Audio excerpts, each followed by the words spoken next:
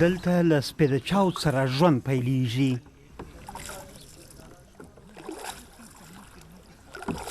که په نور کشمیر کې د ګرځبندیز له امله ژوند ټکنی وي که نه وي، دلته هر څه عادي روان دي.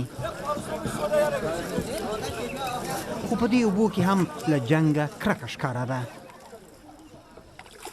जंग से कौन सा मसला हल होता है?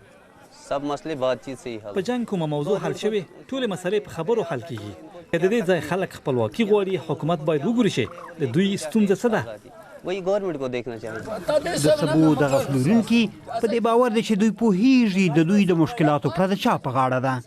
د دوی د ملامتۍ په فهرست کې د هند تر ولکې لاندې کشمیر کې د لومړی وزیر محبوبې مفتي نوم ښکاره دی چې له بي جي پي سره په ګډه ائتلافي حکومت چلوي. उसने धोखा दिया लोगों के साथ, हम ये करेगा हो करेगा. د خلکو غولول چې دا به کوي او هغه به کوي. همداسې پخوانیو مشرانو هم کړي وو. دلته همداسې حکومت کیږي، خپل کور جوړوي، د خلکو په باب فکر نه کوي. लोगों के लिए कुछ नहीं सोचता. د درې میاشتني تاوتریخوالي اغېز د خلکو پر ژوند ښکاره دی. سیلانیان ورک دي، هوټلونه تش پراته دي، ژمی را روان دی او دا خلک د خپلو ستونزو حل غواړي.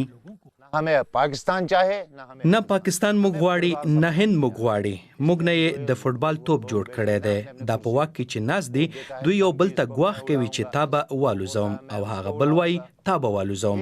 دوی دواړه به الوزي، موږ خو لا له پخوا الوتی یو.